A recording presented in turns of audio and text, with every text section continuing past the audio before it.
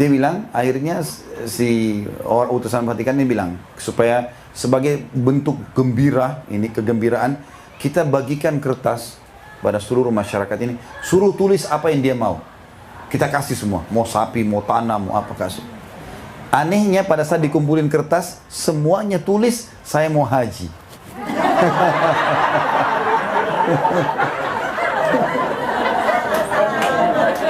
Akhirnya dipecat tuh yang bertugas. Bismillahirrahmanirrahim. Assalamualaikum warahmatullahi wabarakatuh. Alhamdulillah, wassalatu wassalam ala rasulillah wa ala alihi washabihi ajmain, amma ba'd. Teman-teman yang dirahmati Allah Subhanahu wa Ta'ala, pada video yang akan saya bagikan kali ini ada beberapa kisah menarik yang akan disampaikan oleh guru kita, Ustadz Khalid Basalamah Habibullah Ta'ala, di mana pada kisah ini yang tentunya akan membuat kita bangga karena telah memeluk agama Islam. Seperti apa kisahnya? Yuk langsung saja kita simak videonya.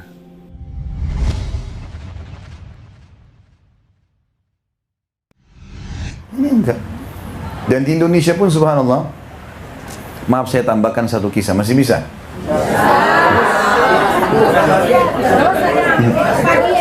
Sampai subuh. Kalau di Indonesia sih nggak ada masalah karena masih pagi di sana ya. Di sini masya Allah jam 12 malam ya. Jam 11 ya. Baik, ada dosen kami.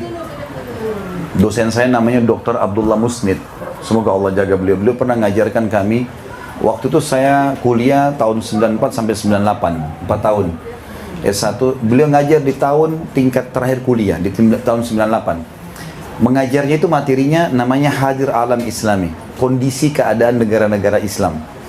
Salah satunya dia cerita tentang Indonesia. Saya pun tidak tahu tentang kisah itu. Beliau bilang di sini ada dari Indonesia. Ya, ini Khalid dari Indonesia sama teman-teman. Beliau kenal baik sama saya. Dia bilang, sudah tahu belum di negara kamu itu ada terjadi sesuatu? Saya bilang, apa itu Syekh? Gitu kan. Syekh itu kita panggil kayak guru dosen ya. Apa itu?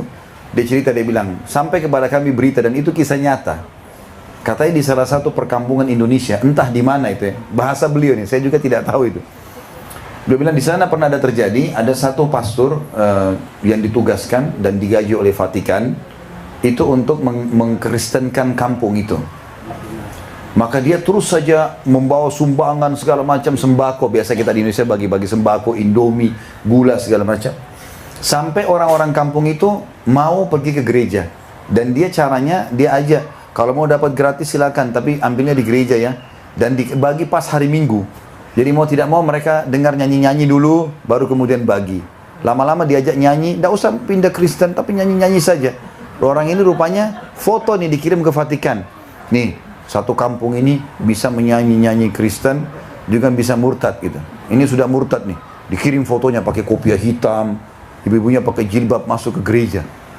Satu kampung. Akhirnya Vatikan utusan khusus datang ke Indonesia. Dilihat, dikumpulin semua, coba suruh nyanyi, nyanyi semua, hafal lagu gereja. Karena setiap minggu dapat beras. Jadi hafal. Kata utusan Vatikan ini kisah beliau ya, saya tidak tahu ini. Tapi mudah-mudahan, kata beliau ini kisah benar. Dia bilang, akhirnya si orang utusan Vatikan ini bilang, supaya sebagai bentuk gembira, ini kegembiraan, kita bagikan kertas pada seluruh masyarakat ini, suruh tulis apa yang dia mau. Kita kasih semua, mau sapi, mau tanah, mau apa kasih. Anehnya pada saat dikumpulin kertas, semuanya tulis, saya mau haji.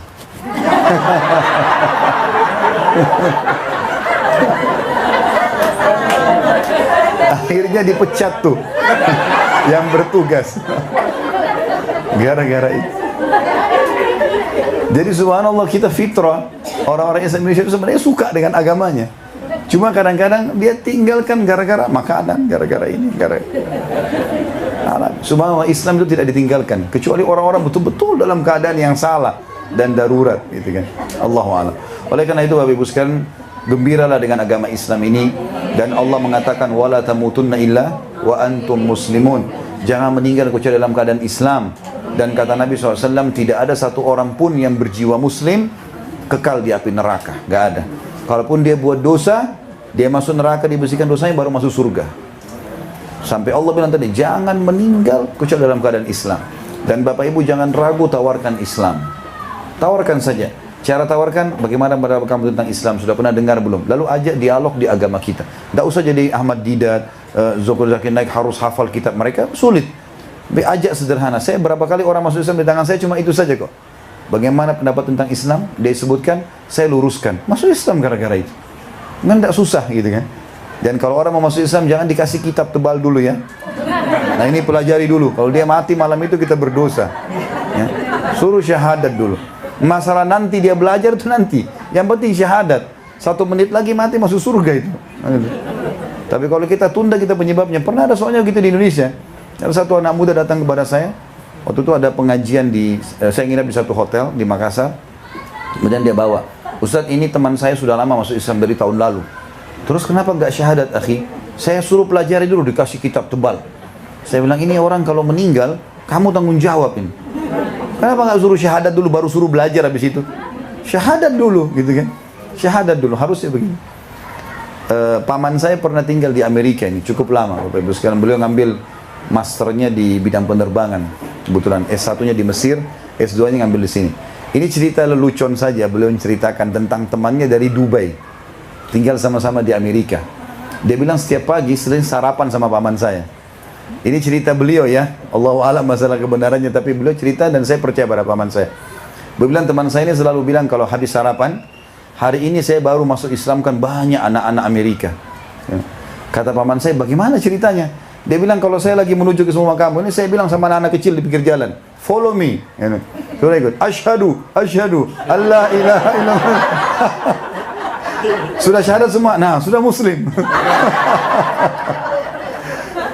Jadi dia bilang saya tiap hari masukkan Islam banyak orang nih. Tapi itu cerita beliau ya, Allahu a'lam. Yang jelas, Bapak Ibu sekalian ini agama perlu disebarkan, perlu diterapkan. Dan kadang-kadang subhanallah apa yang kita terapkan dari Islam itu menjadi contoh dan sudah cukup menjadi hidayah orang lain. Jadi jangan ragu dengan itu dan terapkanlah Islam sebagai panduan hidup. Jangan setengah-setengah, nikmati semua halalnya, kerjakan semua perintahnya, tinggalkan larangannya. Baru kita bisa merasakan kenikmatan Islam. Allahu a'lam.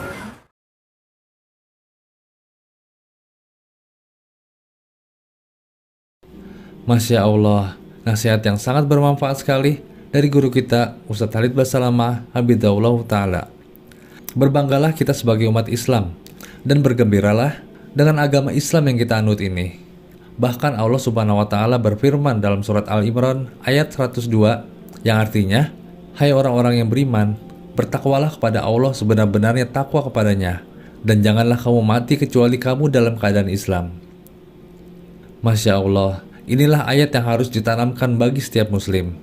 Ustadz Khalid pun di sini mengatakan, karena tidak ada jiwa seorang muslim yang akan kekal di dalam neraka.